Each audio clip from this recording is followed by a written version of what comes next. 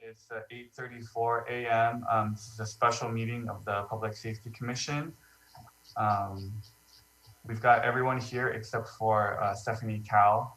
She'll probably be another couple more months before she rejoins us.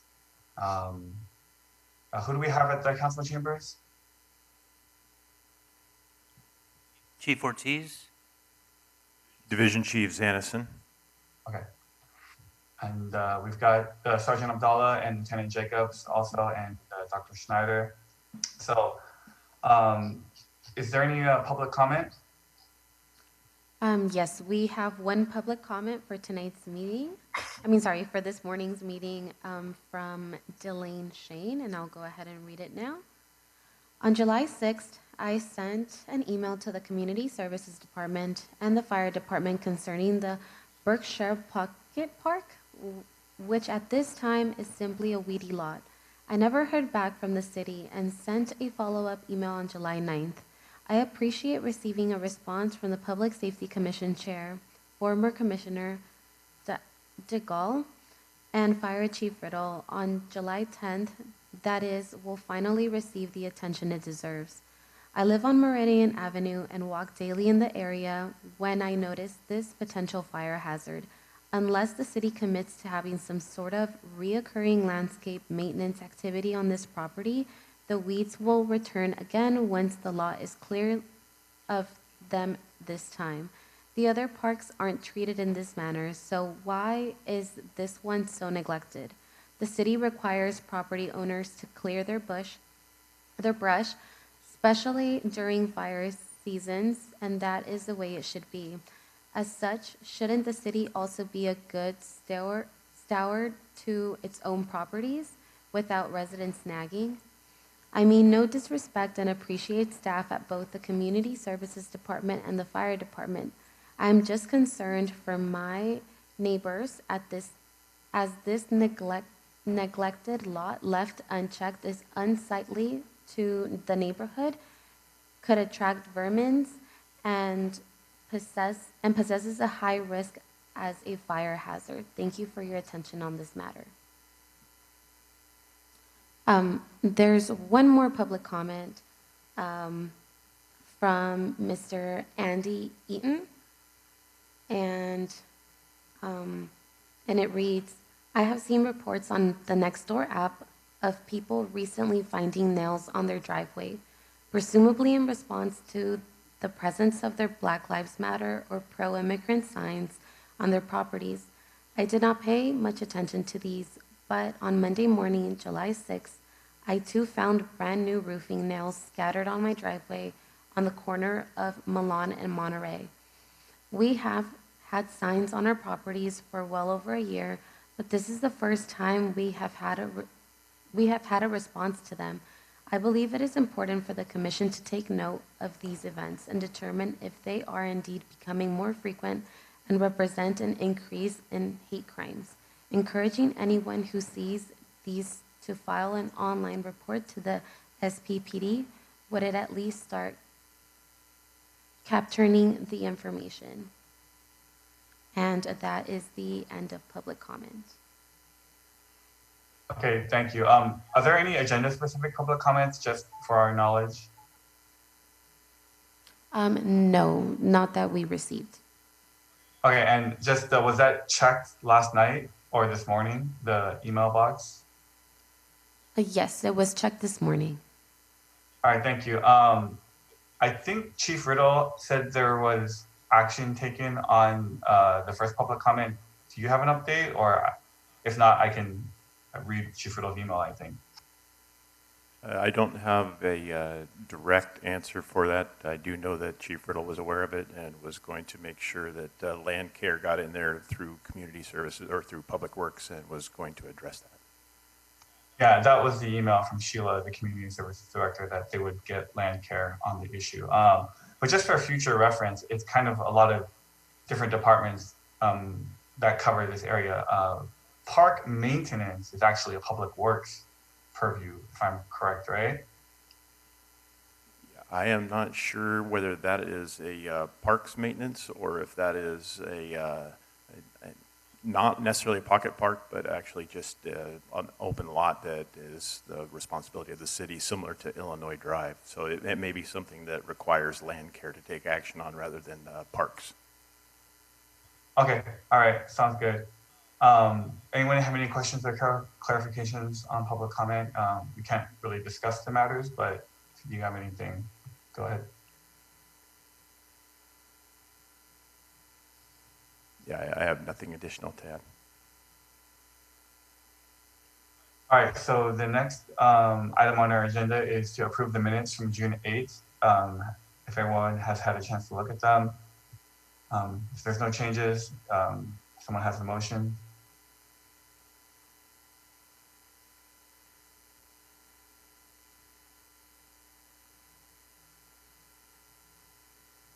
Motion takes.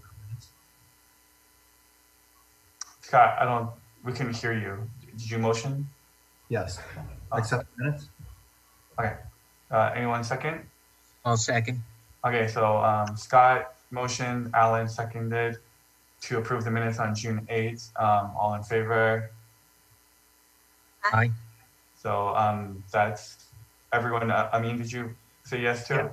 Okay. Yes. No abstentions, no against. Okay, so everyone except for Commissioner Cow, who's not here, voted to approve the June 8th minutes. And close that off. Okay, the next item on our agenda is the proposal to change the powers and duties of the Public Safety Commission.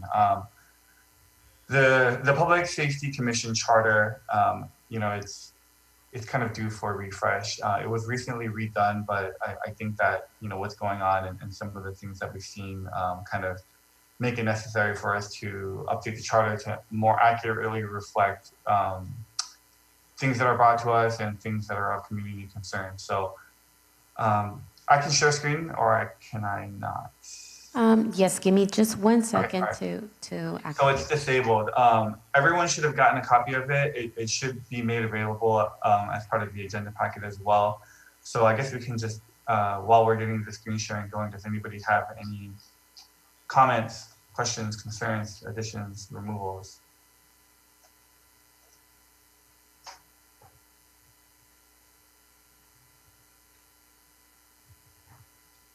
Go ahead, Alan. Jeremy, and there'll probably be a much fuller description of this, but in light of a few recent police arrests and other contacts, I think I might like to add to this something about I'll call it the soft skills side of policing.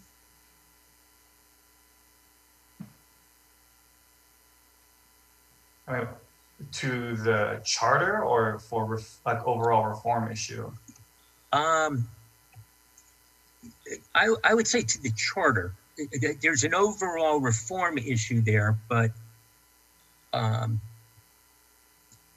usually we don't get deeply into I'll call it the soft skills type of stuff. We may discuss, specifically what happened in the Vanessa Marquez situation, but we don't get into specifics on it.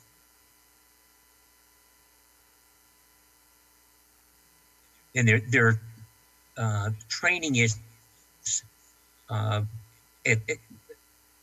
with, I would say, at least some officers where we would want to, just like you go in for annual weapons usage training, we might want to make sure that we're able to include, I'll call it the soft skills stuff.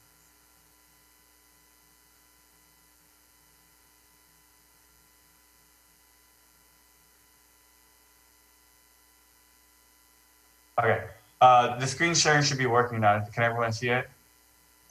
Yes. Okay. Sorry, I was trying to do the screen sharing. So you want something in the charter that talks about police training? in that That- area? Yes. Okay. I think training is mentioned in here. Grace, who's the longest serving member on the commission, and Amin, who's all around a great writer and editor of documents, helped with the drafting of this draft. So I want to thank them for their time. And so I sent this out. Hopefully everyone got a chance to look at it. But okay, so we have Alan's recommendation. The beginning parts of this are all pretty standard. They didn't really change too much.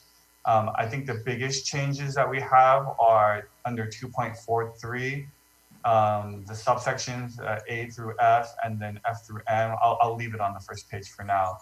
But, you know, I want to, what are your thoughts on these different items, and do we like them? I do think, Alan, Is 2C. it's to what? 2.43C. Oh yeah, so it does kind of overarch that area.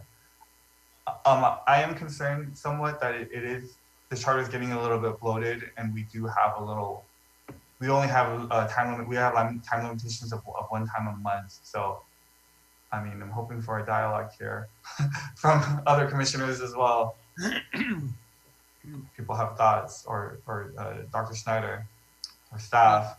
I have one thing. I don't think you want to get too specific in your charter. Okay. I think Alan's talking more about the specifics of training, and I think that could be handled, through the department policies that you review. But in the charter, I wouldn't put that in. Yeah, I think the charter as this draft is written is pretty broad. So it kind of just says policies, procedures, practices, training. Budget is in there. I don't know, if that's something we want to undertake. That wasn't really added to more of a community, request that the budget have a closer look at it. If everyone's done with the first page, I can skip to the next page. Anyone still looking?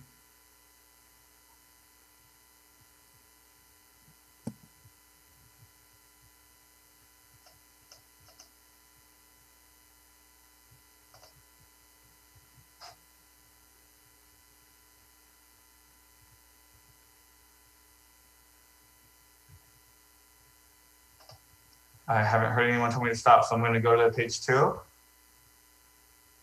right.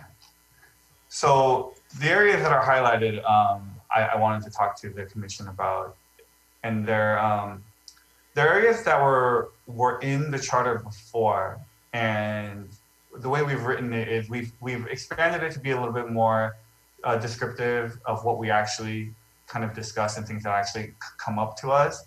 But the reason why they're in yellow is because I want to bring it up to the commission about transferring these subsections to other commissions. And it won't be super simple. For one example, to the extent that there's homeless crime, that will come in through the other subsections.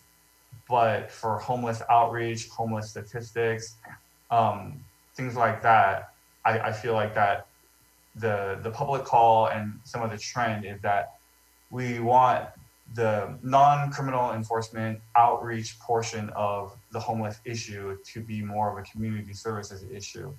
But we actually do not have a community services commission. We have a Parks and Recreation Commission that aligns with the community services department. We also have a senior commission that aligns with the community services department. So I don't know if there's an easier, clean way to do this, but I would like to explore and see the commission's thoughts on having homeless outreach be more of a community services issue than a public safety issue.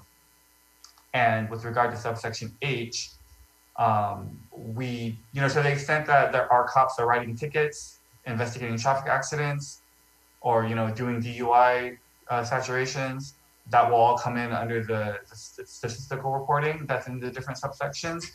But as far as traffic and pedestrian safety and, traffic control devices and putting in stop signs and putting in speed bumps, traditionally we've gotten a lot of those requests. And I think now the Mobility, Transportation, and Infrastructure Commission might be a more appropriate place for people to go and say, hey, we need a stop sign at this intersection, or, we have a lot of speeders on Marengo. And then for subsection I, I've gotten some community feedback about, SROs and whether we want them or whether we don't want them. I don't think that that's a decision for the Public Safety Commission to make. I think ultimately the school district will decide how they want to handle that. And any statistics, outreaches that occur under that program will also fall under the other subsections. So I think that with regard to, SROs and crossing guards, those are things that will be handled internally with the district and maybe even MTIC. So any thoughts on that? I have spoken to members of the Community Services Commission and the Mobility, Transportation, Infrastructure Commission, and they both seem interested in, taking these issues on and bringing it up with their commissions. But I wanted us to kind of have a discussion about it first. Jeremy, under subsection I, would you say that as an overarching idea, that is basically interaction with the school district?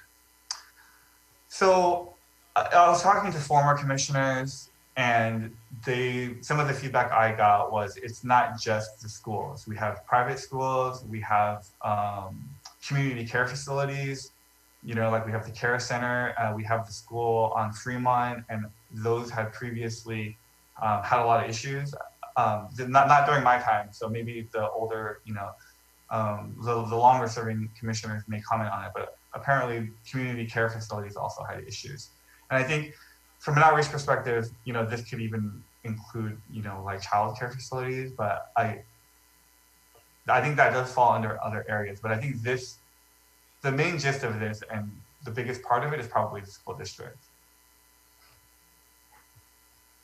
And how, and this might be a question for the chiefs, how does the police and fire department interact with the school district currently? Is there a specific liaison that has discussions, or is that our responsibility?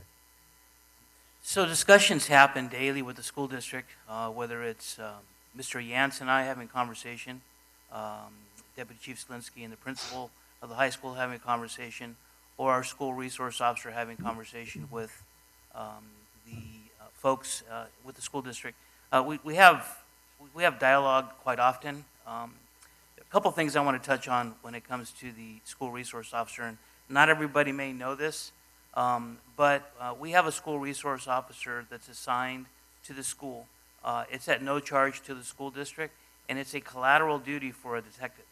So I have a detective that's working crimes against children, crimes involving juveniles, crimes against persons, and it's a collateral duty for him to do and be at the school as a school resource officer. So again, the city, the police department or the city is not getting compensated to a school district. It's strictly a collateral duty. Secondly, on the crossing guards, that falls under the purview of the PD. We manage the crossing guard program. My only concern is that if it's relocated, I may be attending 2 or 3 different commission meetings. If it gets sent to a different commission oversight. So those are just a couple concerns, but we do communicate quite often with the school district. They're great partners of ours. Chief, the school resource officer, so that's not a full-time job? No, it's a collateral duty for a detective back in the detective bureau. So he's just handling issues as they arise? Correct. Okay, And the intent, and it always has been for many years, I want to say 10, 15 years, it's an opportunity for the police department to get to know the kids at the schools, to help the ones that are challenged, the ones that are going astray, the ones that need extra help. When instead of a police officer showing up at their house or a police officer that they're not familiar with showing up at the school, it's almost the collateral duty itself is almost a mentorship program that the police department has with these young kids. It's just a great opportunity to really see police as they are, and it's been very, very successful. As former PTA president, that was my experience in interacting with the school resource officer. Jeremy, I have a question for the Yeah. chief. Chief, how is the school resource officer dressed, and what kind of apparel does he have? Does he look like a uniformed police officer, or what kind of clothing does he wear? So it depends. Sometimes his day-to-day, it depends on his schedule that day. Sometimes if he has to go to court, he may be dressed as a business professional in business suit attire. He may be in a Class B uniform, which may be a polo shirt and a set of pants. Or he may be in uniform based on what his day schedule looks like.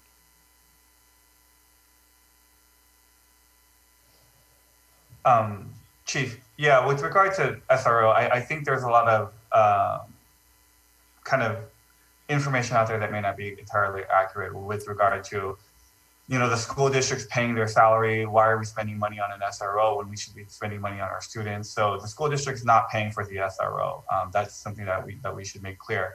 I've received two community members that have said we need to get SROs out of school.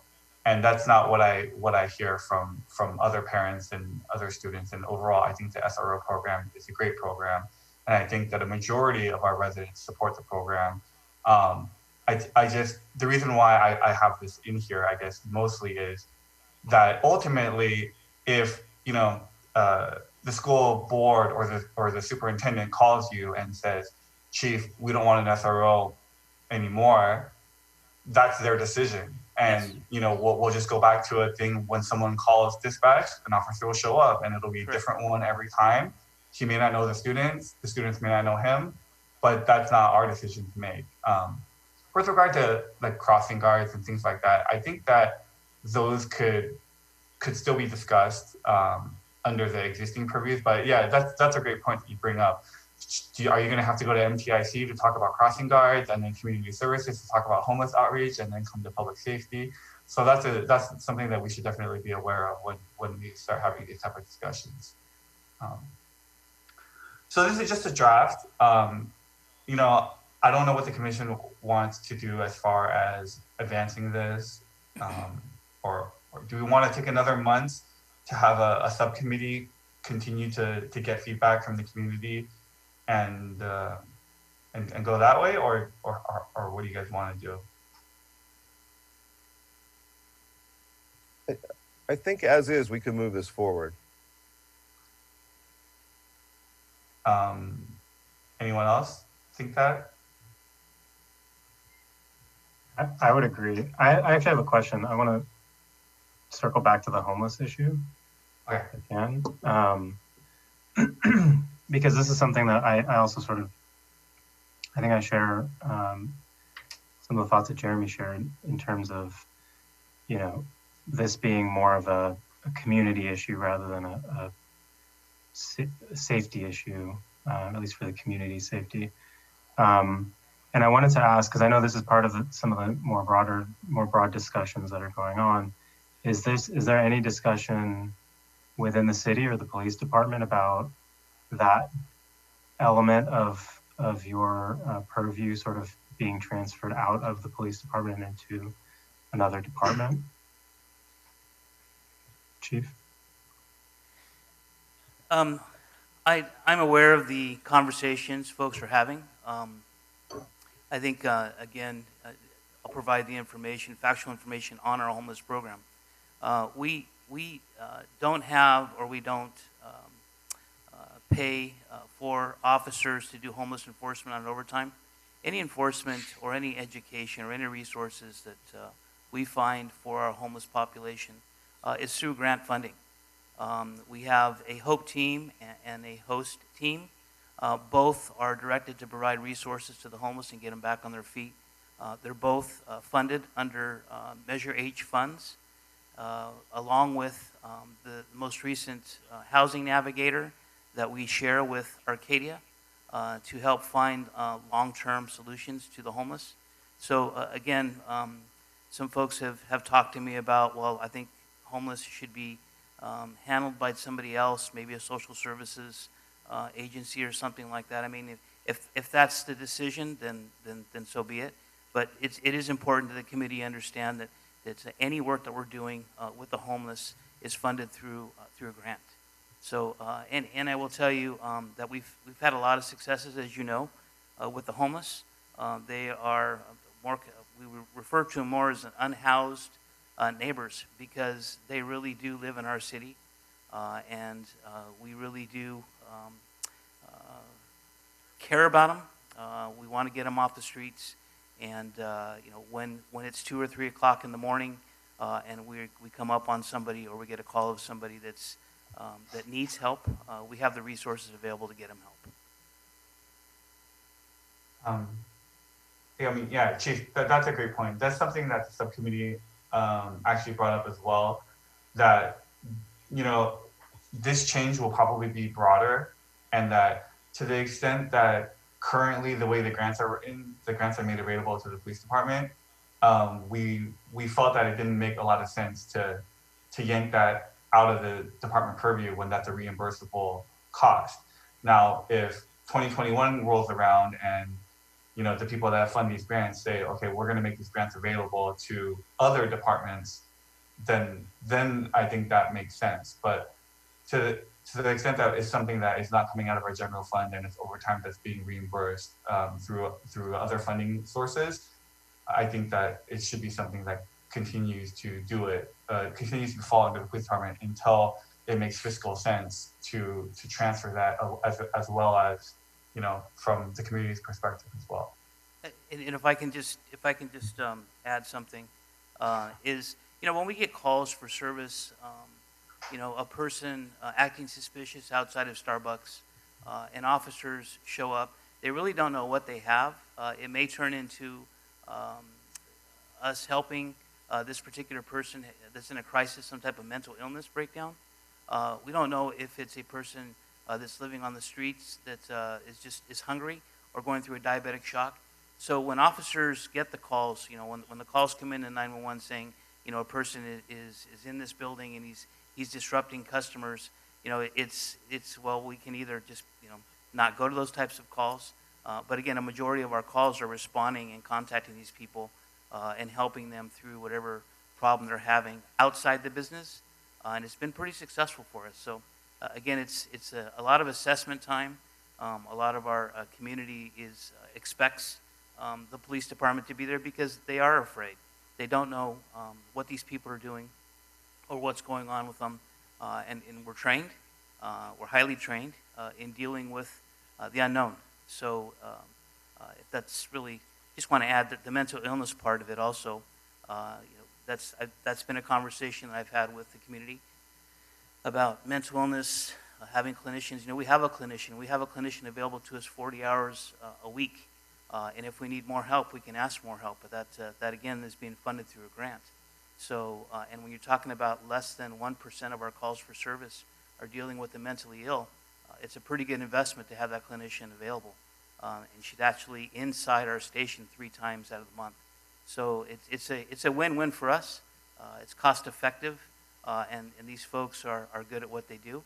Again, and they'll often ride with officers. So I don't mean to go too far to the mental illness side of things, but it's been both the homeless and the mental illness conversations I've been having with the community.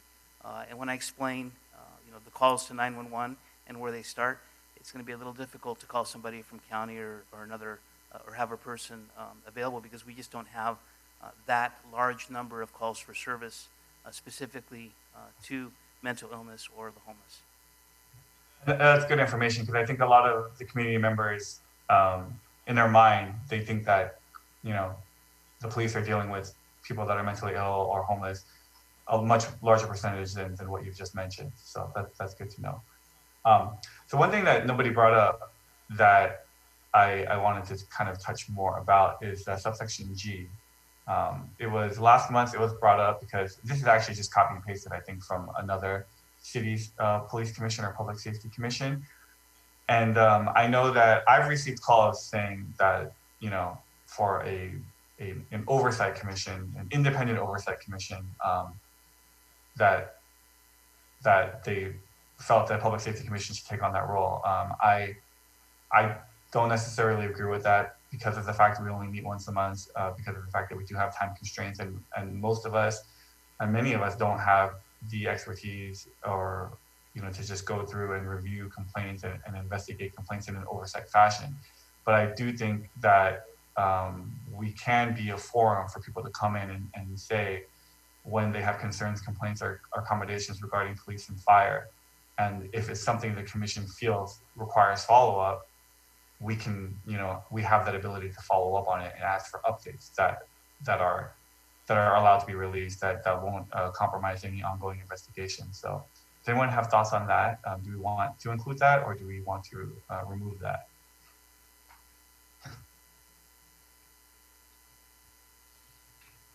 It seems valuable to have the Public Safety Commission as a resource for the community when they do have concerns. And while it might not be direct oversight, it does give them the opportunity to express those concerns and be heard and responded to. So it makes sense to leave it in as far as I'm concerned.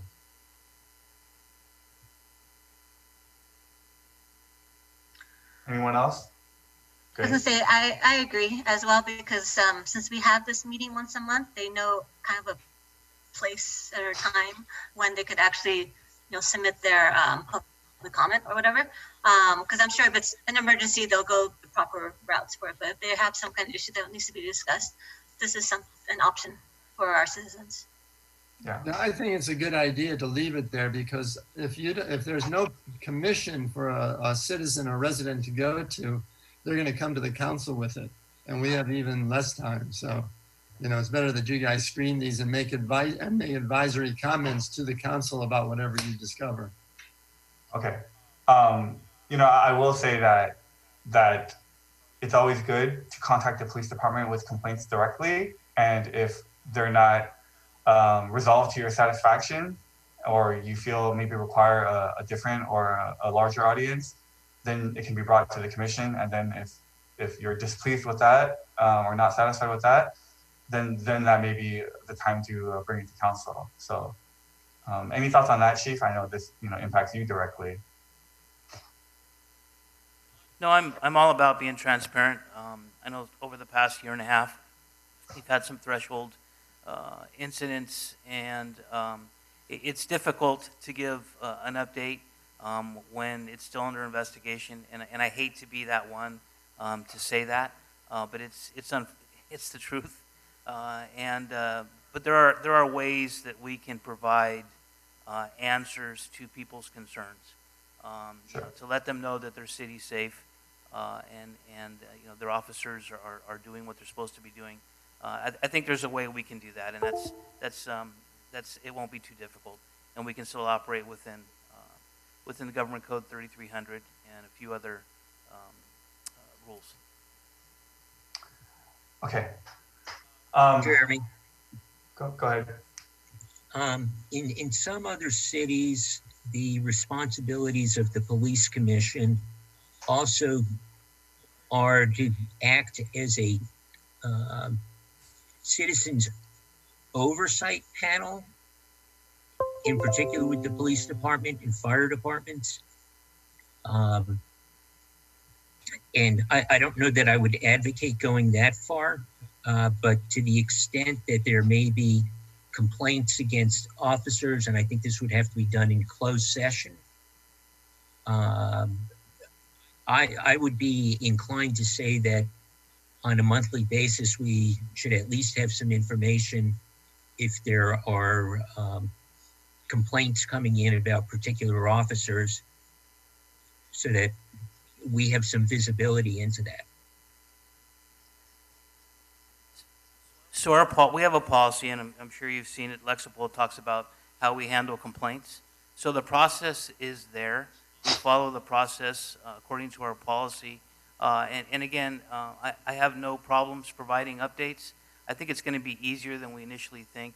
I mean, when we're talking about incidents that involve an official investigation, something that's being looked into professional standards, where we have an internal affairs investigation. We just have to be very careful what we share, what we don't share, because the employees do have rights. So, but again, I think we can get around that and kind of just summarize what happened and provide as much information as possible. And, we'll vet it through our city attorney to make sure we're complying with the law. Chief, I have a question. How long do these preliminary investigations take It before you depends. would go to something like an internal affairs investigation? It really depends. It depends on the allegation. Depends on the content of the complaint. Will it involve putting an employee on administrative leave? Will it involve other, 20 witnesses to be interviewed? It really depends on the type of complaint and the content of it.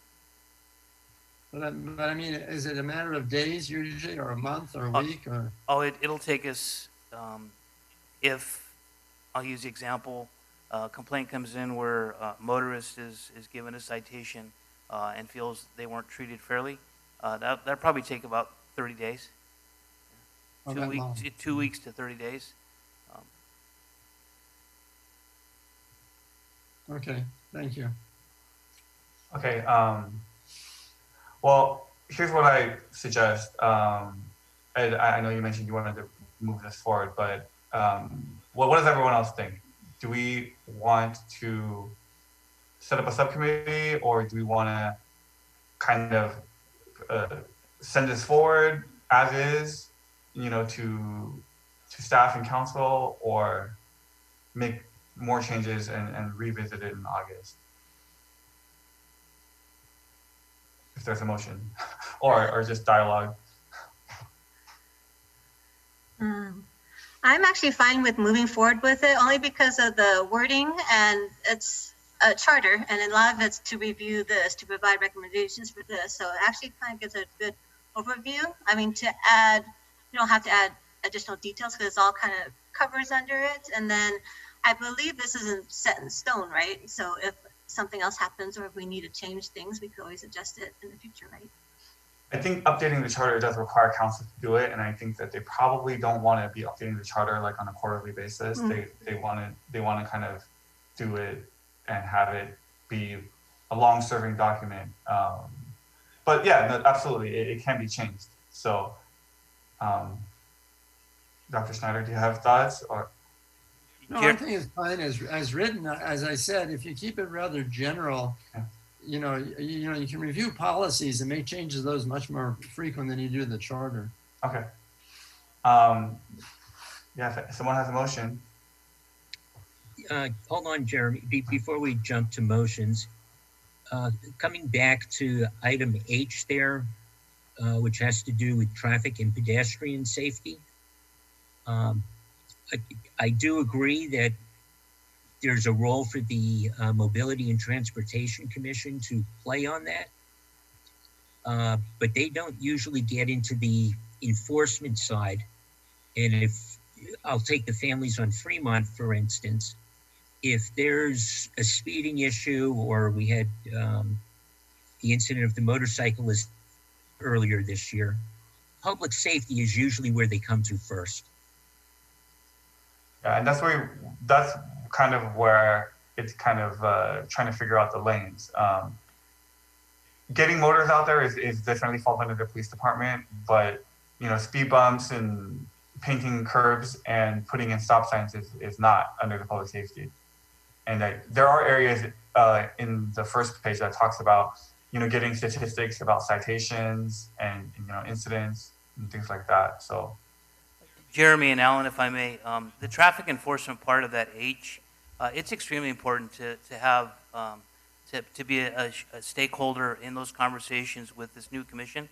Now that we have a fully staffed traffic bureau, my vision would be to have the corporal who oversees the traffic bureau attend those meetings. I think it would be extremely helpful to the commission, the Transportation Commission, to understand really and learn the pulse of the streets. And they've got a lot of great experience and working knowledge of what works and what doesn't work. So when I see the traffic enforcement added on there, I think it's actually an opportunity for the PD to help the commission with finding long-term solutions. Chief, are you talking about the MTIC commission, or are you talking about public safety? The AMTech Commission. I've been on a few of their phone calls, a few of their meetings lately, and I'm learning more that that the PD could be a lot of help to provide some insight and understanding of the streets of South Pasadena. If you look at the MTIC charter, they don't talk at all about safety and enforcement. So that's what I'm saying. Like to transfer these items that are highlighted in yellow will require, domino effect of charter amendments. So yeah, are we ready to kind of? So what is the next step? This would go to staff to present to council. So we would have this document first get reviewed by our legal team to take a look at it. It's important that Terry take a look at the document. She'll work with the city manager to review the potential charge, and then it'll end up in council. I think it needs to be recommended by Councilman Schneider eventually after it gets through that vetting process.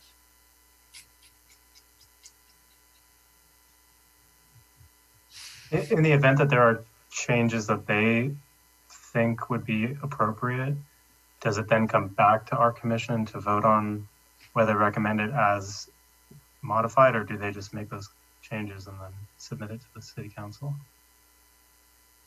I think if there's a major change, we would send it back to you. If it's relatively minor, and we would go forward with it.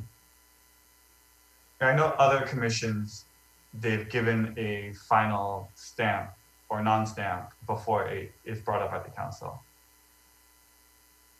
I mean, if it's moving some comments around, that's different. But if it's removing half of the subsections, that's something we would want to know.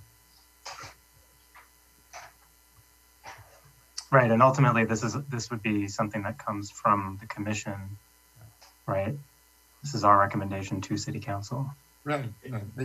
As the chief says, it goes through legal, then it would come to through the staff to the city council. Usually, most of these points get worked out during that time, and if there's a question from staff, it goes back to you first before it comes to council. Okay. Ed, you were waving your hand. You're on mute. Who? I was waving to my wife. Oh, okay. All right. Does someone want a motion to advance this to staff review? Sorry, can we just clarify one thing? Are we considering the document as is, or do we want to make a recommendation with respect to? I mean, we should finalize what we want before we send it to staff. So let me go back to the second page. Sorry for jumping around. My thoughts are, because this will require coordination with all the different commissions, and the grant funding is currently hasn't been adjusted with regard to homelessness and those different things. I would say let's just send it as is, unless you want to remove these highlighted portions, and then see what staff comes back with, and then we can take another look at it before it goes to council. I would second that. That was the motion. Okay, I guess I'll do it if nobody else wants to. I will make a motion that the draft Public Safety Commission charter dated June 30th, 2020, be sent to staff for review, and that once the staff has reviewed and made edits, it will come back to the Public Safety Commission for review. And that's my motion. Second? I would make one suggestion. Okay. I think the issue of the school resource officer ought to be kind of finalized with the school district before we do anything. I mean, I think that should be, whatever they want to do, I think it should be incorporated into this document. Provide information on school and community services. Okay. Jeremy, that was already in the charter, right? That language that was already in the charter. So I think that it's just a continuation. I think that we could update the document to say to review and provide recommendations on school and community care facility safety, and just remove the part that says such as the school resource officer, as to avoid being too specific. And to the extent that there's school safety concerns, that we can continue to look at those issues. Maybe not with direct oversight of a school resource officer that may or may not continue to be in existence. All right, so I'll update my motion. So my motion will be that we take out the section under subsection I that says such as the school resource officer, and that we send this for staff review, and that we request that it come back to the Public Safety Commission for final approval before being considered by council. Is there a second? I'll second that. I think Ed was first. So Ed seconded, and then let me end sharing so I can see everyone. And so everyone in favor, raise your hand. Aye. Alan, are you abstaining?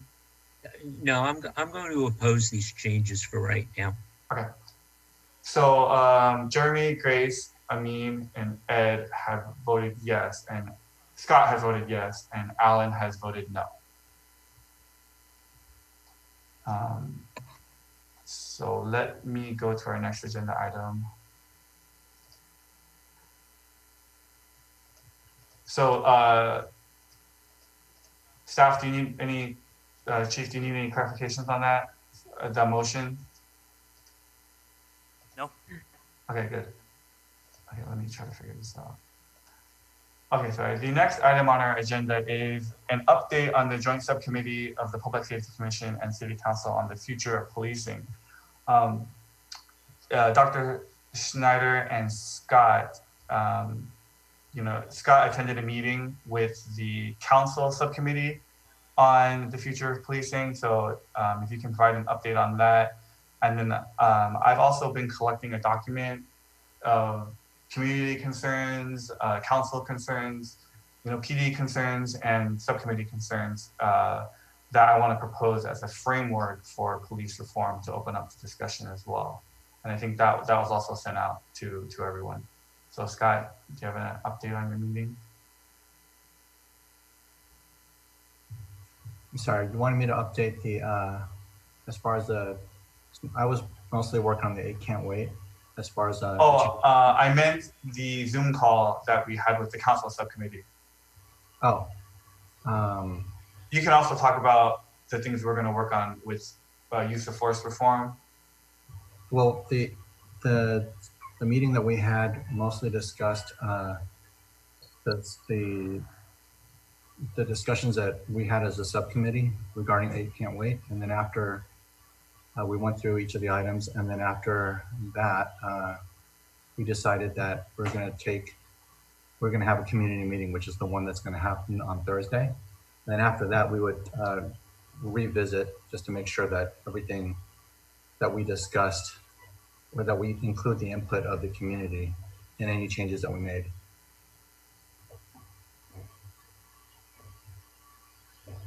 Dr. Schneider? First, I'd like to say I thought Scott did an excellent job in reviewing the 8 Can't Wait and coordinating it with what's already in our police manual, a lot of which was already covered. But in addition to this one on July 16th, that community forum is the first, I think, of 3 that are scheduled. So we're going to, the one on 16th is going to be mainly listening to the community, and then we're going to go on to making recommendations at the letter 2. So it's just the beginning. Okay, did anyone have questions on that?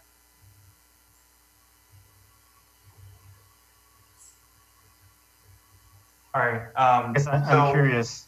Sorry. Go ahead. I'm curious about what the subcommittee's take is on how well we are doing in terms of the 8 Can't Wait versus what's in the manual. Because I know that came up sort of at a surface level last time, but. As far as, wait, you mean comparing the two, how we are doing?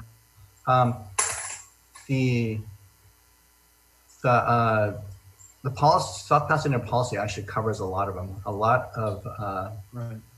a lot. It covers a lot of them, and actually, I think the wording on some of the things are not as clear, and a lot of the recommendations are actually to update the policy to make things a little bit more clear because it's written here or there that's not specifically addressed.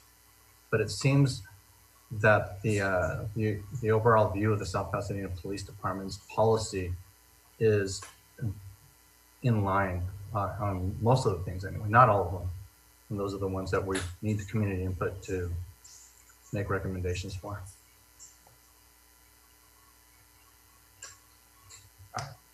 Alan, You're muted. you're on mute. Scott, I would, and I'm sure that the joint city PSC subcommittee would be doing this. But I think it would be extremely important that you communicate back out to the rest of the residents how these things are covered in the current police manual, so that what you just said to us is, well, most of it's in there. Maybe the wording just isn't clear. As part of your final presentation, that wording should be clear so that residents don't feel that you're just not, I'll say that you're not glossing over because it's already in there someplace. Alan, if I may, and Chair, I think my vision of presenting this to the community will be at a council meeting, and it'll be after a pretty intense vetting process with the town hall forums. Dr. Schneider talked about 3 of them, and then the continued meeting with the subcommittee. We want to make sure that we get all the questions answered. We want to make sure that we are transparent in our decision making, and we want to make sure that people understand this is our department, not my department, not the mayor's department, not the fire chief's department. This is our department, and so the vision is when this is presented to council, we'll be highlighting, redlining certain policies the way they were and now how they've changed. But again, we're still in the fact-finding part of this. We still need to speak with the community and hear their concerns to make sure we accurately reflect it in the overall police reform. Thanks, Chief. So yeah, the subcommittee has done a series of meetings. We've met with South Pasadena Youth for Police Reform, spoken to them twice. We've met with former commissioners, community members, neighbors. We've met with some people that have been on social media, kind of doing some research on their own, and we've listened to council meetings. So we put together a framework that we wanted to bring to the commission as kind of a starting point, similar to the charter, where we can take a look and say, no, we don't want to talk about that, or no, we don't want to do that, or we want to add this. So I think the ultimate goal of the subcommittee is to come to the commission with a list of recommendations that the commission can endorse and approve for council to review. And so I will share the document that we have put together. And this also went out to everybody and should be made available as well. So we can jump into it. So let me make this smaller.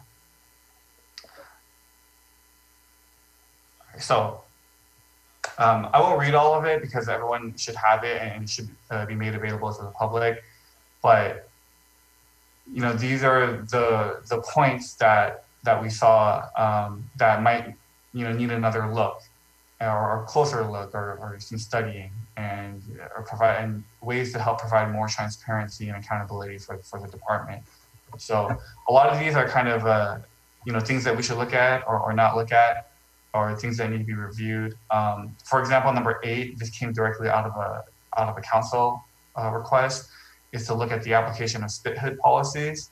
I know there was a lot of community concern about it, but I'll just touch on this as an example. So the subcommittee looked at the spit hood policy, and overall, we think it looks good. There's the incidents that have caused health issues with the application of spit hoods have a lot of policy in here to prevent those. For example, the police have to think that there's a reasonable belief that the person will bite or spit.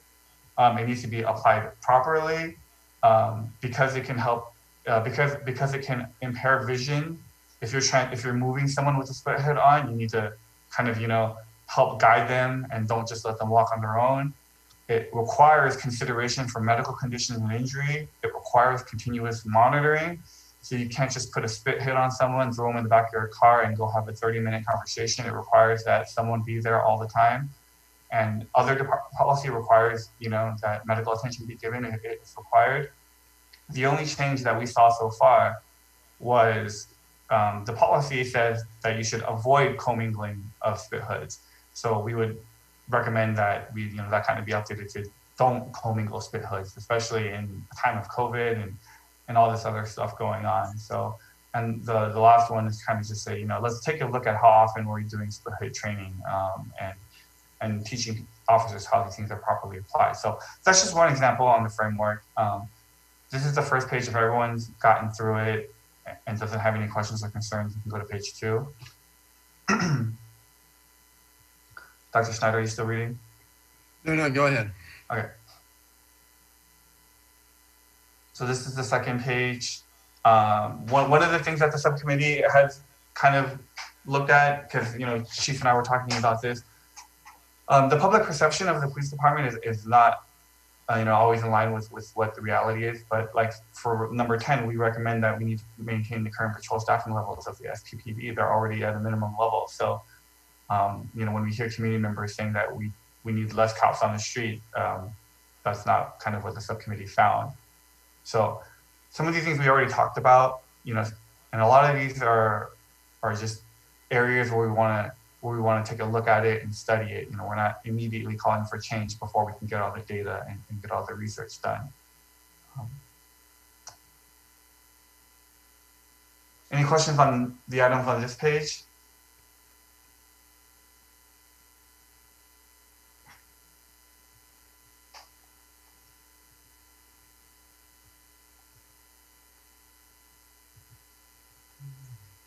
Yeah, item number 15 came up through community input. The juvenile curfew. What was the original intent? What's our current enforcement posture and statistics related to it?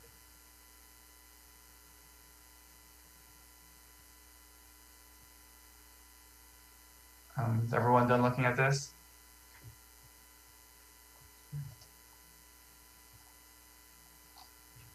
All right, this is the last page. And I know that there's, often reluctance into talking about the police department budget.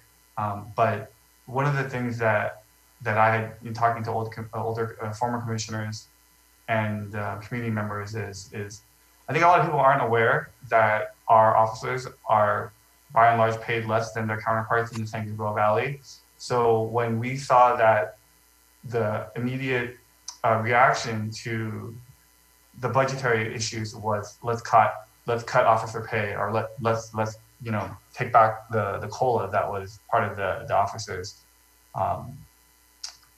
compensation. The way that we kind of saw the issue is, I would, for me, and I'm soliciting feedback from the commission, I want to take a look before we take a look at salary as our first option. Let's take a look at the department budget and take a deeper dive into the department budget and see if there's areas that can be moved around or right-sized, for lack of a better term. And because I had a conversation with a community member, and the things that were said to me was, all of our officers make $300,000 a year. Well, I said, well, that's not true, first of all. And then another thing was, well, why are we paying money to send people to academy? Shouldn't we be hiring laterals? Well, we're paying less than competing departments. So does that make it harder or easier to attract, quality laterals? So there's a lot of things out there in the community that may not be well understood, and nothing happens in a vacuum. If we cut officer pay, maybe it makes it harder for us to recruit officers. Maybe we have to send more officers to academy, and we can't enforce a contract that says if we send you to academy, you can't quit for however many years. So this is kind of what we were looking for on this page. Like, number 6 under this, Michael Cacciati stated that he didn't want to authorize any new vehicle purchases that were internal combustion engines. So, looking at using hybrid vehicles. I know this issue came up several years ago, but back then, the manufacturers weren't making vehicles that were hybrid electric that were capable of, having patrol functions. Well, that's changed now. So, any questions on this? Sorry, I'm trying not to be the only one talking here, but no one else is saying anything. Jeremy, I'm a little concerned that what's included in the proposed framework is almost completely opposite to the other issue we just discussed, which is removing some items from the purview of the Public Safety Commission. There seems to be a disconnect between the two.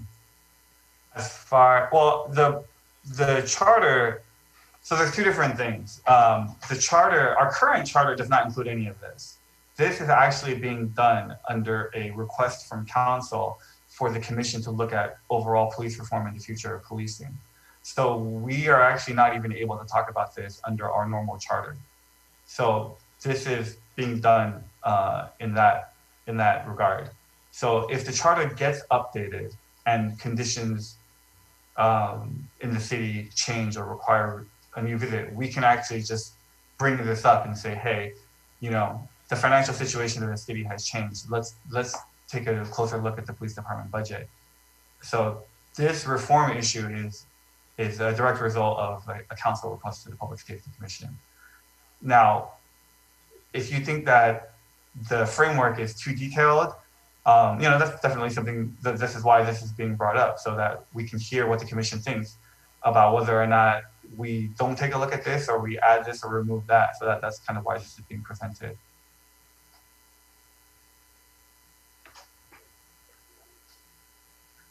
Yeah. I'll say, generally speaking, I think that these would be good things to add. In particular, concerned about paragraph 9, which is provide a forum for community members to address concerns, complaints, and recommendations. And with the charter reform, we just said, let's get rid of traffic and pedestrian safety. Let's get rid of code enforcement. Let's get rid of homeless outreach and oversight. That's where I feel there's a disconnect.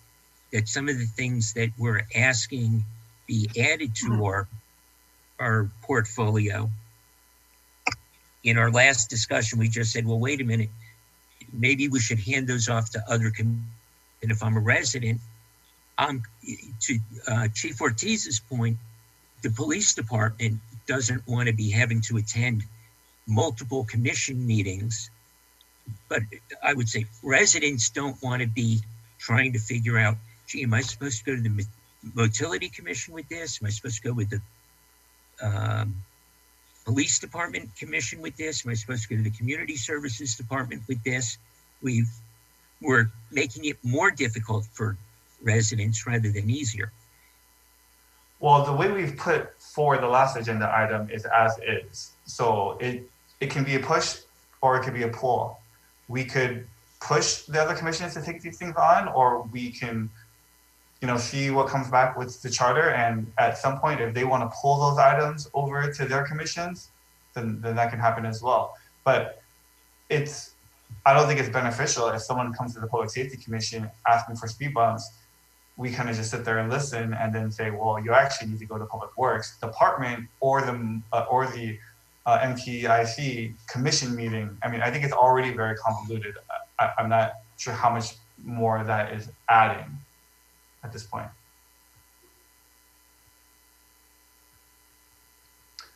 Chief, what do you think? This affects your department. Do you have areas that you're concerned with or want clarification on? No, I reviewed the document several times, and again, it's a work in progress. It's a draft. I think that any time that we can be more efficient in what it is we do, this is a guideline to try and be more efficient in what we do with community input. So again, I think it's, is it all doable? I don't know. I think there's going to be a couple challenges. But again, we'll work through it. I think it's a good starting point. Very detailed. And do you agree with kind of what I've been hearing about, you know, maybe we shouldn't go after salary as the first option and look at if there's efficiencies that can be extracted through other means? I know it's not an easy question to answer, but Yeah, I mean, I haven't thought about that. I mean, that's something I like to think about before I answer. I think that I understand the motive, right, is to be as efficient as possible with what it is we have. But I also want to think about the safety factor and how we can continue to provide a safe city for our residents to live in. So, I mean, I want to kind of see both sides. sure. I think a lot of these items that you bring up will help us to communicate facts. Sure. City managers is a big proponent of facts or data-driven solutions. I think kind of like the earlier conversation we had about the school resource officer. It's rumors like that or myths that we all have that we kind of hang on to. I think we're going to be able to answer a lot of those questions and provide some answers to the community. But I think it's a good base to work off of. Again, and it's work in progress. Yeah, and you know, at first gloss, without the right context, someone looking at this might say, "Oh, they're trying to gut, you know, certain bureaus, or they're trying to do something." No, that's not it at all. It's really just saying, where can we get the most bang for our buck with our limited resources? So that's not what we're trying to do here. Okay. So any other comments from the commission? I would like to hear from more people if they have comments or not. Jeremy, I'm just curious if everybody's had a chance to really look at this. I'm getting the feeling this is all new. They have all. It's been sent out to everyone, so I guess the silence is that they are okay with it or have no comments. I reviewed it and I like where it is, and I think it's very detailed and very thorough. And I'm interested to see where the community discussions go, because I imagine it'll have an impact on.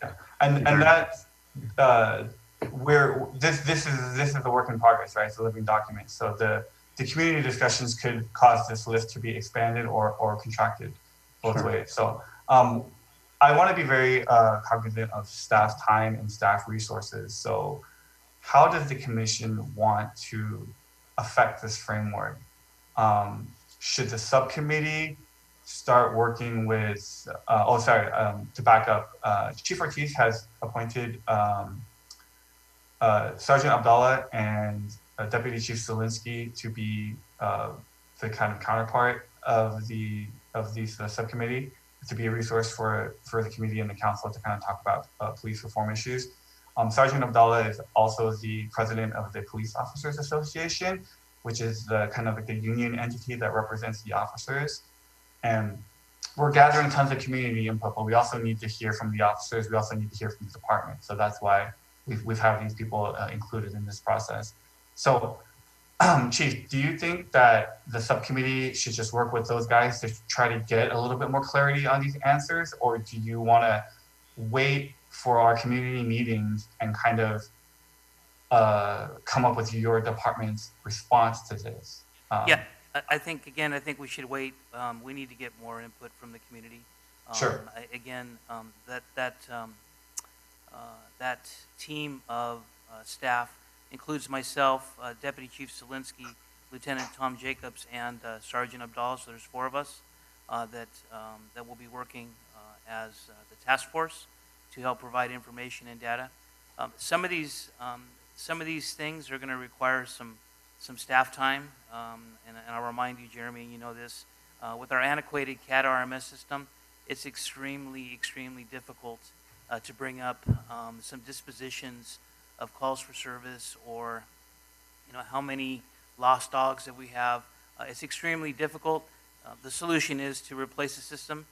We already have staff report in the preliminary draft stages to approach the purchase of a new CAT RMS system, but with what we have now, it's a bit difficult. It's time consuming, and it's the antiquated system, depending on how you query it and how it was inputted, is what you end up with in your findings. So I just kind of want to remind the Public Safety Commission that it can be timely and work intensive at times, looking up certain data that's happened over the last year or two. So just kind of a reminder. That's good to know. I know that in later meetings you will have an update on updating CAT RMS, which is what computer-aided dispatch and records management system. That's correct. That staff report is already done and will be.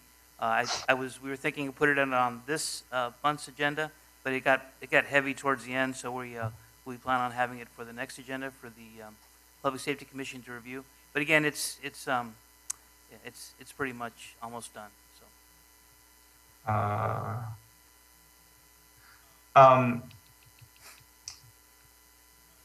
Commissioner Donnelly got kicked out. He's trying to call back in. So when he calls back in, can you admit him to the?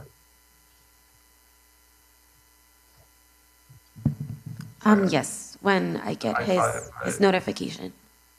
Yeah, so I didn't know who it was, so I didn't admit him either. Okay, so if everyone's okay with this, or if most of us are okay with this, are we okay kind of using this as our base framework to move forward? Dr. Schneider? Yeah. Okay with me. Okay. Are you asking for a motion? I don't think we need it as long as there's a consensus, because this is gonna, I don't want to tie this, I want to be able to update the document or remove issues as our town hall meetings come up. I just wanted to kind of get your feedback on this is where we're going to focus our energies. It's just a platform to work from, right? Work in progress. Yeah, exactly. Draft on it, so. Yeah. Mm-hmm. And a lot of these we could say, study this, review that. Well, that's not possible. That's not efficient. That's not effective. And then that'll be that. Okay.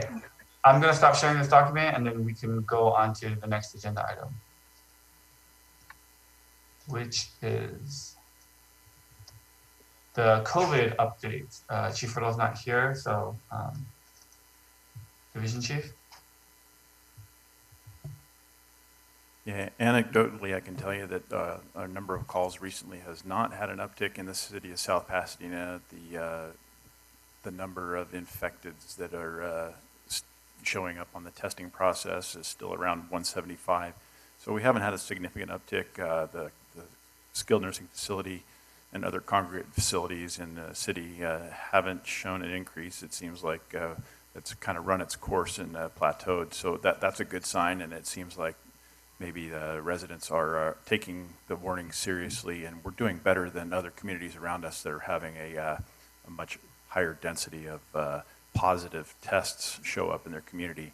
Alhambra, Monterey Park, et cetera, were showing on the order of 20 plus persons per day coming back positive just after the 4th of July. Then there was a little backlog in some of the testing that occurred, so that was the reason for the uptick in some of those communities. But at this point, the city seems to be stabilized. But if I understand correctly, this is part of a subcommittee topic for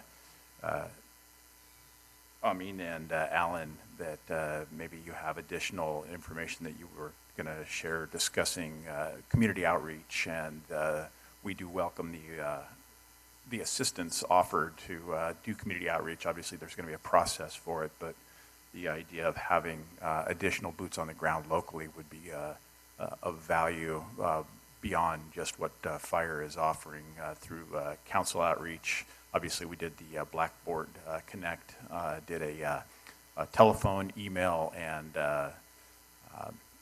text message outreach a couple times related to the curfews, but haven't done that with the COVID because it's just a little too detailed and too much information. So we do welcome local information that would help beyond the dailies from Dr. Ferrer and Gavin Newsom, that maybe be a little more succinct and specific to practices within the city and how we can all participate and keep our community healthy. So with that, I'll turn it over to you to Alan and Amin if you have additional.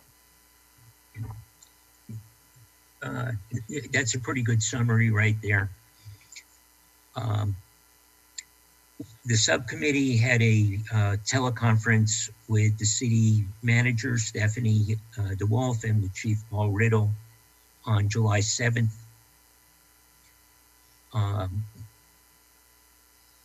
And we discussed quite a few things, kind of starting with, there seems to be not just a spike going on nationally and in the county, but also in the city. And how are we communicating that out to residents? And I'm going to come back to this in a second, but just so that everybody has a starting point frame of reference. On May 13, we had 105 cases total in the city, of which 78 were related to the care center. So in community cases citywide, we had 27. Okay, that's on May 13. On June 11, 105 cases in the city increased to 140. Only 6 of those were related to the care center. 30 of those were community spread. So we went from 27 community cases to 57 community cases in about 4 weeks. That's roughly 9 a week. The day of our call, July 7, which is about 3 weeks later, we jumped from 140 to 174 cases. The community center only jumped by 2 from 83 to 85, but citywide we went from 57 to 89. So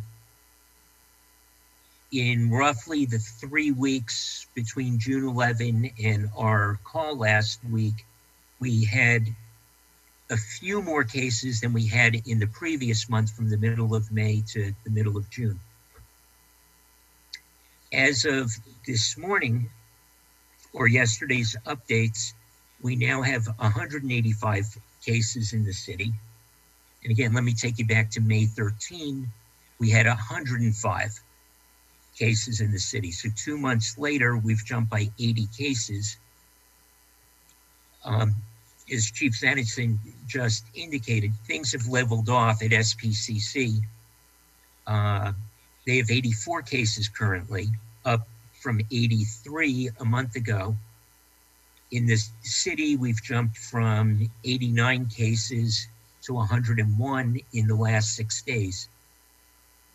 So we've jumped by 12 in the last 6 days. So the rate of community spread is increasing.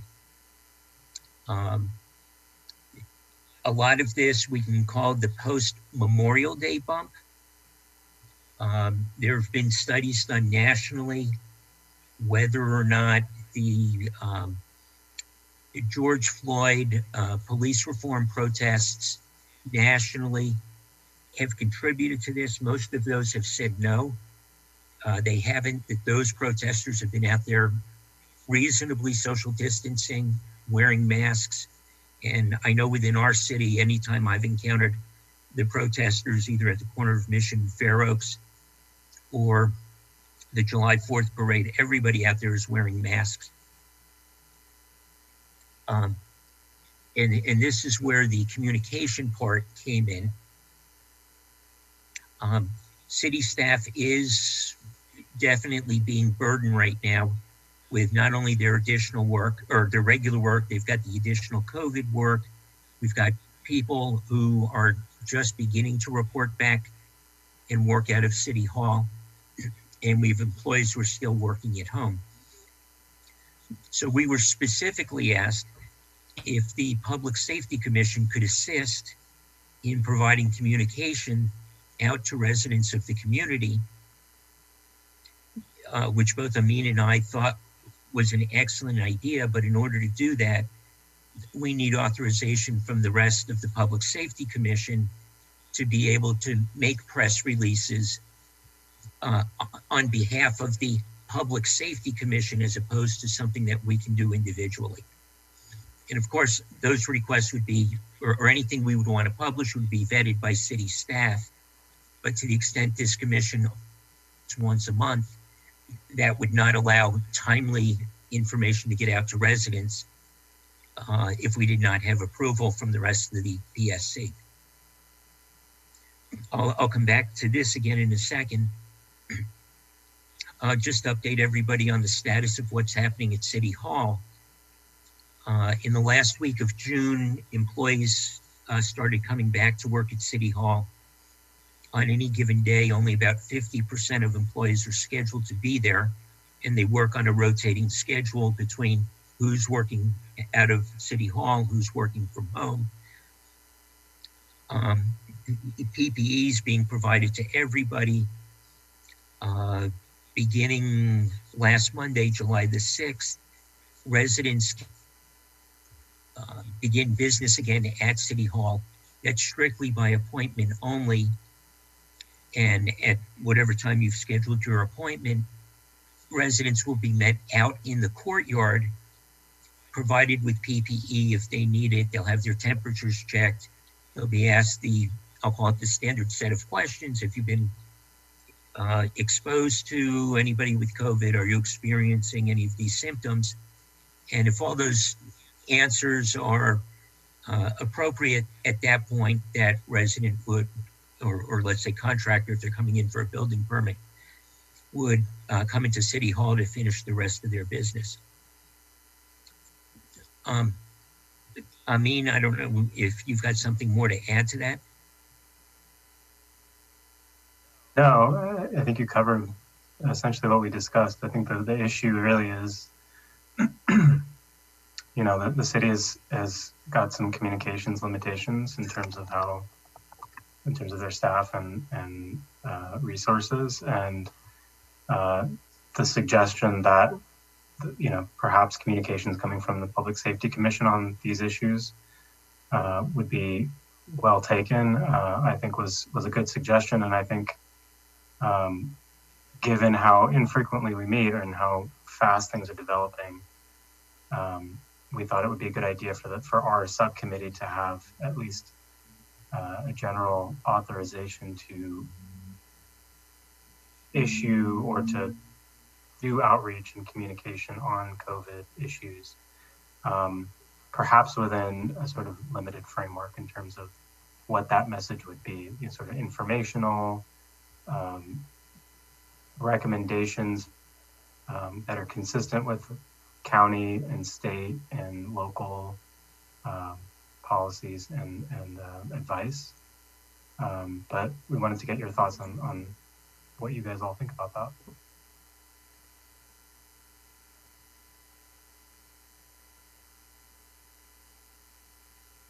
I think that sounds good. Can we have a motion then to authorize the subcommittee to issue press releases? I'll make a motion that the COVID Public Safety Commission COVID subcommittee have authorization to make press releases on behalf of the Public Safety Commission in coordination with City Hall and City Manager's Office for, you know, the general public. I'll second. Okay, I made the motion, Ed seconded. Everyone in favor? Aye. Aye. I think that's everybody. Yeah. Anyone against or abstain? Nobody, right? Okay, so everyone voted in favor of that?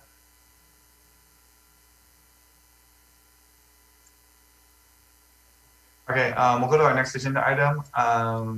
PD has a staff report on purchase of police motorcycles. Yes, good morning. Thank you, Commissioner Ding and the rest of the commission. Appreciate you guys being here. Today's report the PD is seeking your support for the purchase of 3 police motorcycles to outfit our new traffic division. It'll be, the total cost of that will come out to $114,338, which will be funded through grant. Currently, the police department has 3 officers assigned to the traffic enforcement unit. Of that, we currently have 3 bikes, 3 motorcycles.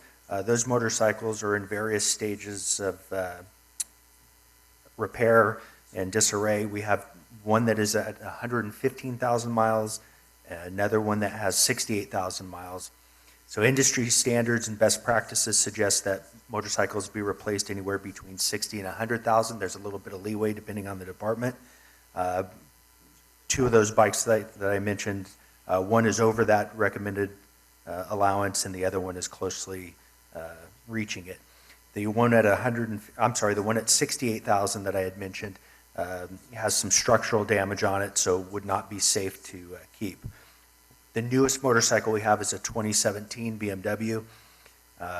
That motorcycle was just involved in a collision, so it's being repaired. What we'd like to do is keep that motorcycle, the one with the 30,000 miles, as a spare and purchase 3 new additional ones. The additional motorcycles we would be purchasing are the BMW R1250. It's a police motorcycle that's been in use and is very popular amongst the law enforcement agencies in the region. Kawasaki was the other police motorcycle, and Honda, which they no longer produce those motorcycles anymore for law enforcement purposes. So the only other option would be a Harley Davidson, and those have been found not to be, or rather less than optimal for street enforcement. The purchase of these motorcycles, as I mentioned, will come through the state COPS grant. They're fully funded, and with the COPS grant, we can utilize it to supplement existing frontline services, and we cannot supplant any purchases with that. The total cost per motorcycle is $38,111, and as I mentioned, the total cost for all 3 of them would be $114,338. We anticipate, if approved, it would be approximately a 2 to 3 month lead time from the time we order to the time they would actually move into the rotation. So that completes my report. If there are any questions, I'd be happy to answer. Hey, Deputy Chief, is this grant, like, could this money be used on other things like patrol vehicles, or is it more for traffic enforcement? No, they can't be used for anything. We can't supplant anything, and basically what that means is anything that's already budgeted for, we cannot take that money and use it for those purposes. We can use it to enhance current services. It has to be frontline. One of the issues with patrol vehicles is we budget for that every year. Okay. So we could use it for some other equipment that we're looking for. I believe Chief Ortiz mentioned that we'll be coming back next month with our CAD and RMS. A majority of this is already earmarked for that. Okay, thank you. Alan, you had a question? Yeah, Deputy Chief, the purchases through the county or state, I'll call it single source pricing for vehicles? Correct. So the purchase would be through the county's bid that has already been approved for sole source purchasing, and that's through the LA County Sheriff's Department. Anyone else have questions? I guess in line with Councilmember Cacciotti's concerns on the other issue, I assume that there are no hybrid options for motorcycles yet. No, not at this time. The only option we have for a police package motorcycle is the BMW or the Harley Davidson. Okay. And as I mentioned, Harley Davidsons were found to be less than optimal for street enforcement. Makes sense. Deputy Chief, do you want a letter from the commission to include with your grant application, or is this all squared away already? We already have the grant secured. Funding's already available. If the commission supports this, we will move forward and bring it to council for approval. Okay. Yeah, well, we can take that up, but just let us know if you want a letter in advance that's signed by the commission. Otherwise, I think we can just make a motion to recommend this be authorized to council. Great, thank you. Alan? Yeah, Jeremy, I'd like to, since I don't know when the police department will bring this before the council, I'd like to make a motion that the Public Safety Commission endorse this purchase and that one of us, most likely you, can submit a letter on behalf of the entire Public Safety Commission to the City Council, firmly establishing that we support the purchase.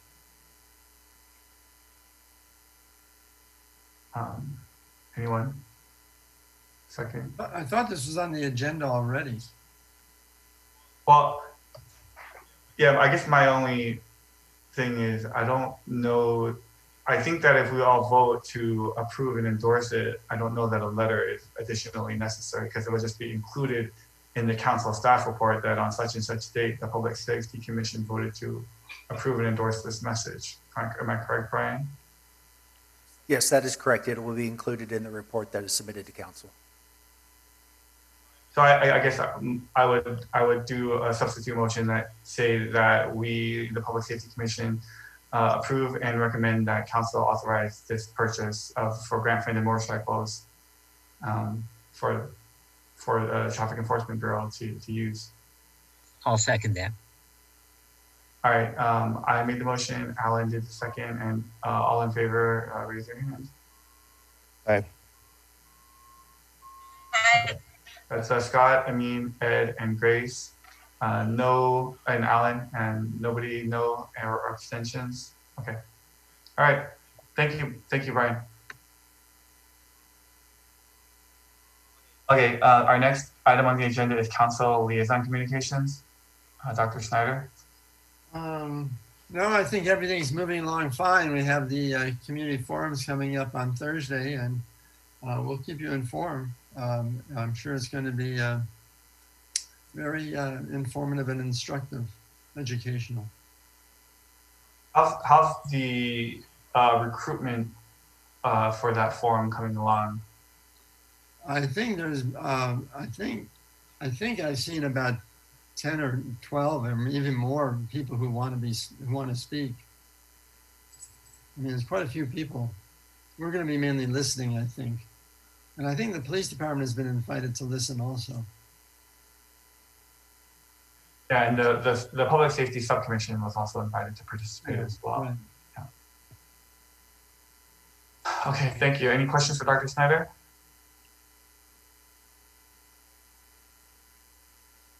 All right, the next item is staff liaison communications.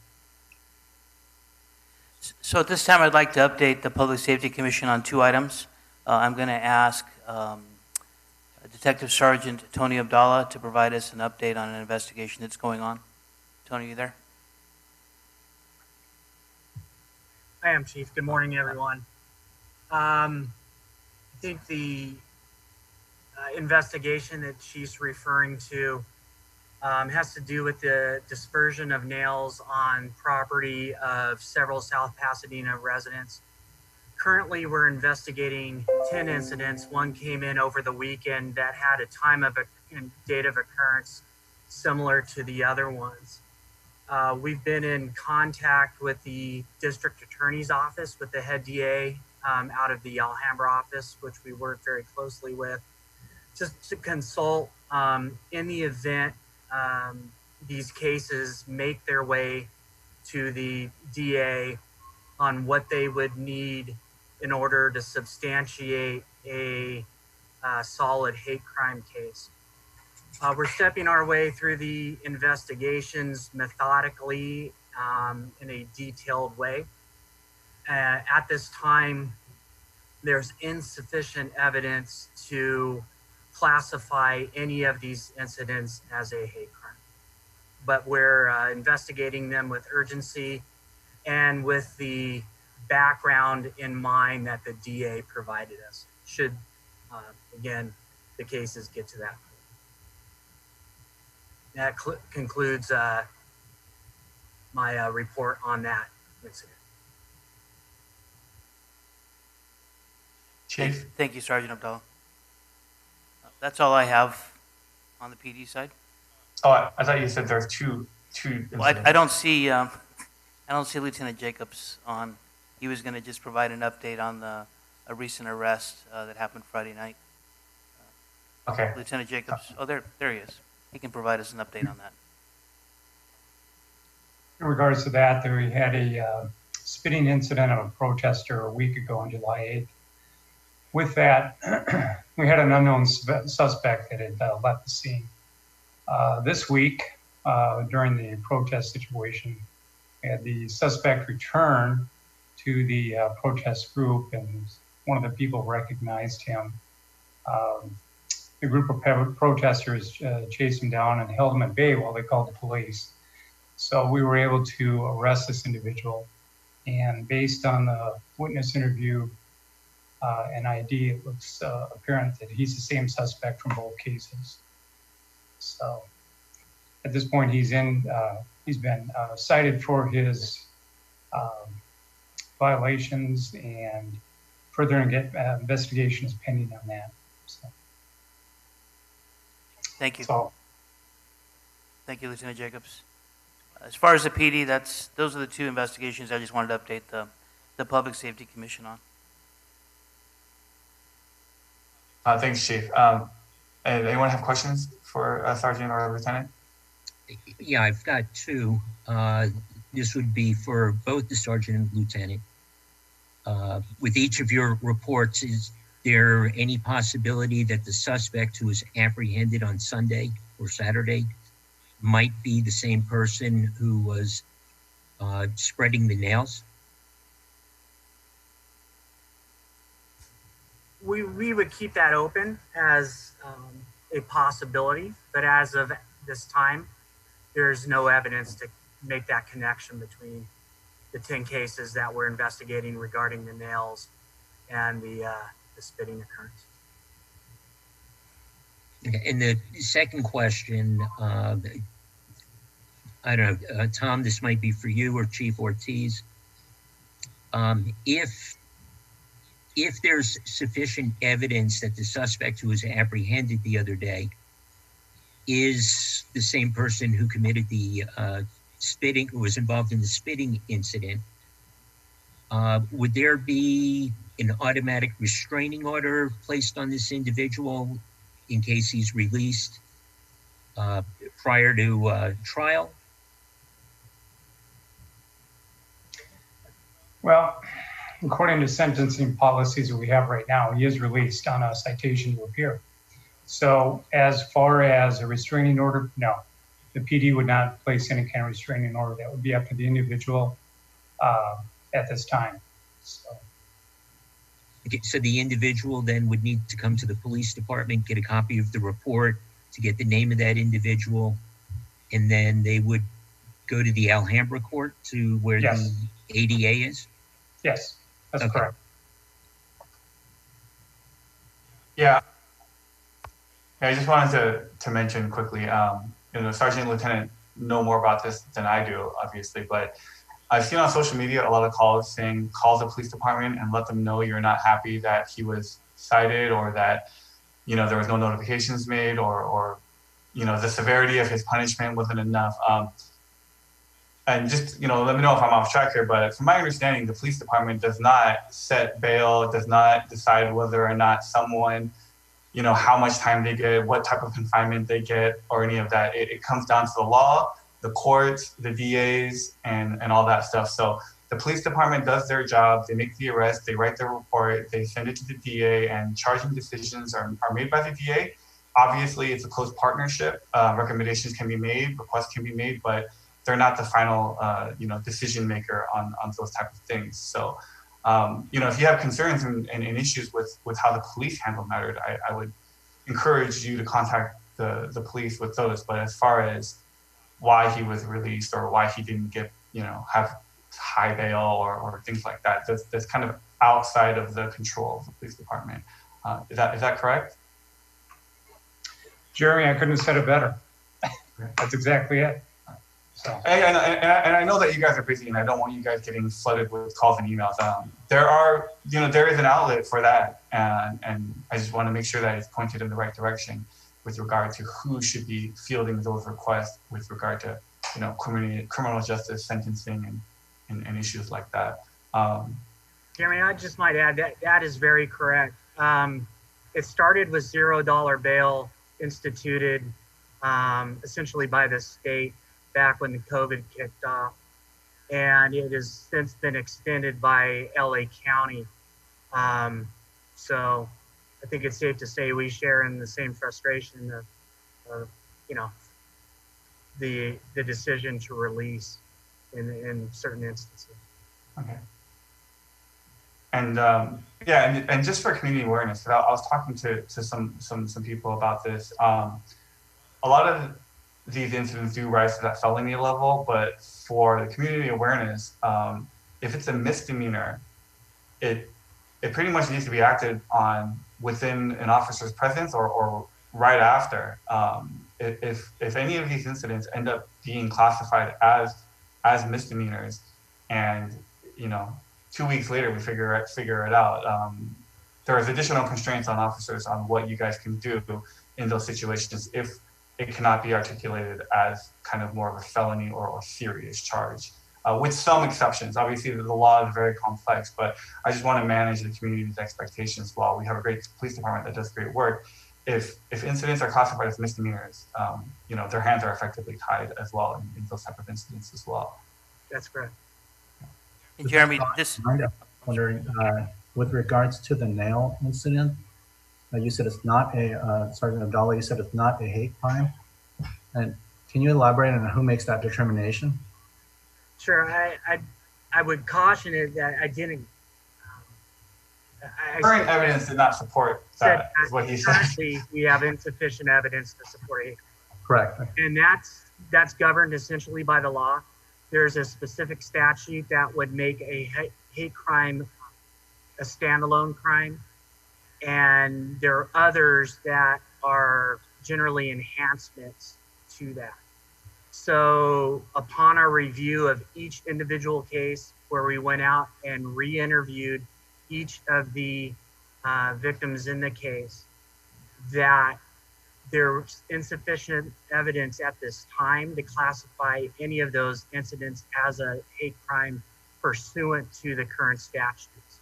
And that comes from state law, and along with direction from the state AG's office. Okay, great. Yeah, Thanks I think the department did a good job following up on that case. I actually live a couple blocks away from where that happened. Nobody on my street that happened to, but Sergeant Abdallah actually visited and left a card at my house. I wasn't home at the time, but he. It was a thorough, canvassing and outreach to see if we can gather additional evidence. So I think you guys did a great job on that. Thank you. And the investigations are ongoing as well. So if something changes, we are fully prepared to recommend a filing based upon what facts we know and what we can substantiate. Anyone else have anything for police? Sorry. Chief, there was something that I did want to bring up, and I also wanted to bring it up to the commission. So I get I'm not actually our neighborhood watch block captain, but I do get the weekly crime summaries from Detective Lee. And I noticed that the descriptions for arrestees has been modified to remove the race descriptor.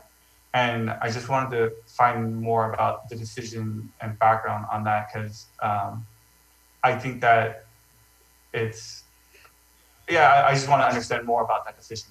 I was kind of curious about that. So we had a couple community members share their concerns with the council person about identifying the race of people that were arrested, and how that it could be perceived as promoting systemic racism on the police department's behalf. I looked into it, and I spoke with our crime analyst and wanted to know, tell me about the history of providing descriptors on folks that are arrested, folks that we're looking for.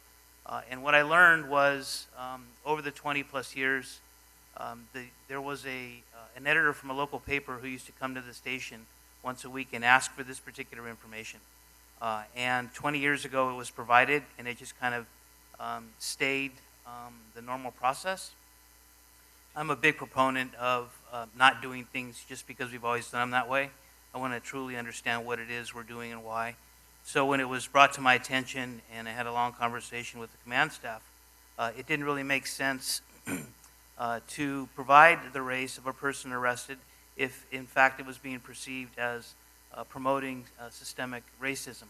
So I directed the crime analysis unit to delete that particular identifier in his crime blotter. Secondly was I explained to the community members that were concerned that if I'm reaching out to the public for assistance in locating a suspect, whether they be white, brown, African American, whatever the case may be, it's extremely important to provide the public all the descriptors of the person we're looking for. So that's the part of the community engagement. That's the part of having a city that's engaged in their police department, because together we're stronger. So that was a decision I made last week, and that was the reason behind it. Okay. But arrest identifiers are public or are not?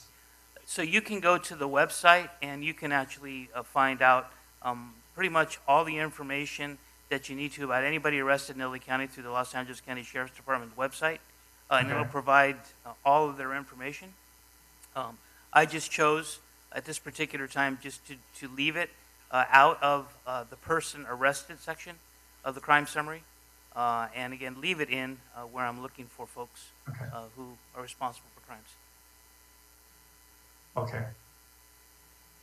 All right. Anyone have anything else for Chief? I guess I would just to clarify, you said when the police department does want to put out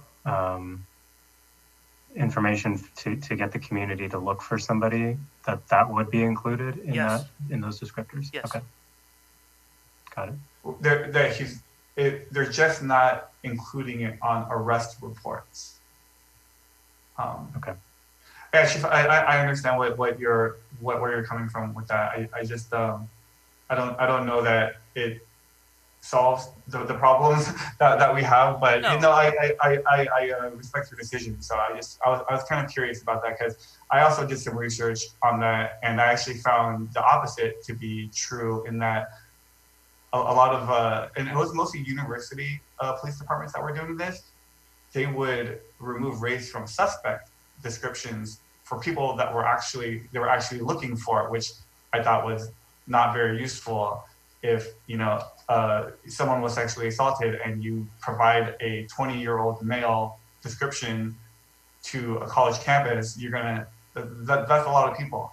So I'm glad that for BOLOs and lookouts, you guys are including the full descriptors.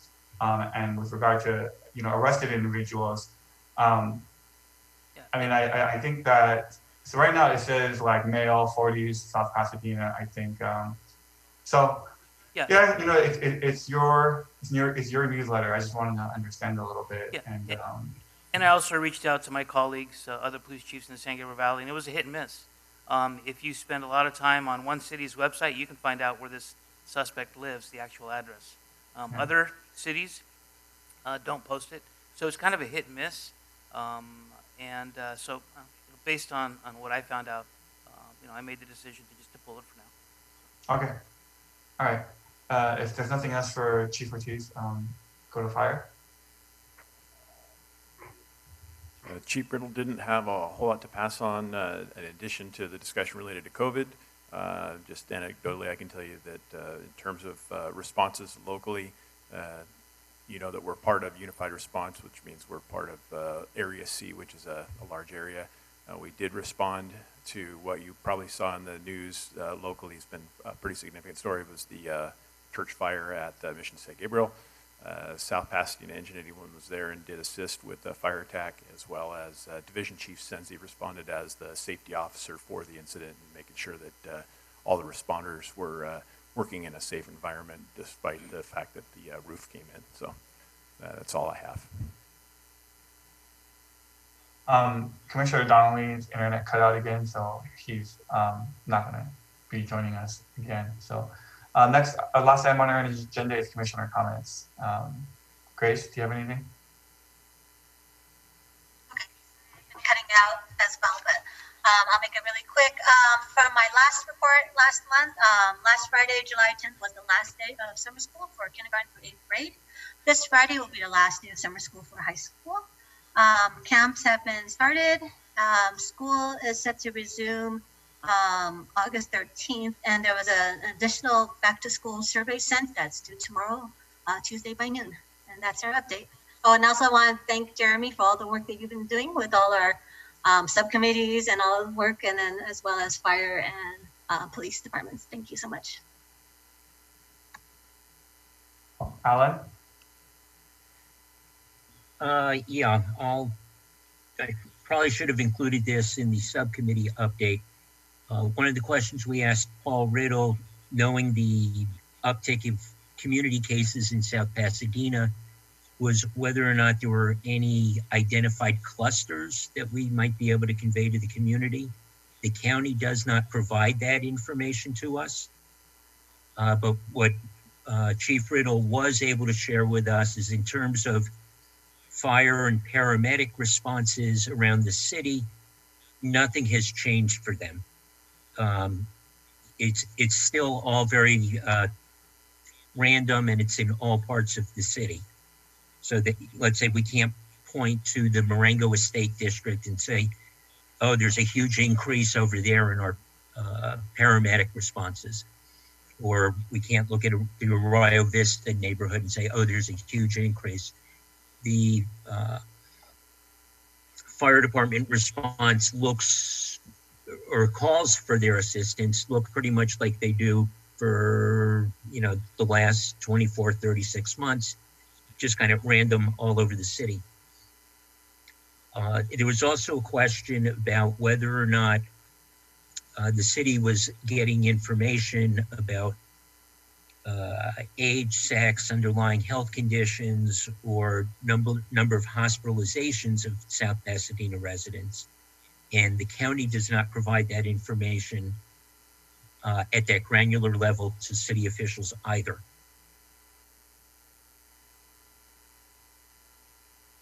Thanks. Amin? I don't have anything to add beyond what we've discussed already.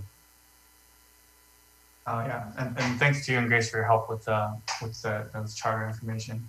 Scott? I'm looking forward to hearing from the community on Thursday. Nothing else to add at this time. Okay, if there's nothing else, we'll go ahead and end the meeting at 10:27. Thank you, everyone. PD, fire, and yeah, everyone stay safe. Thank you.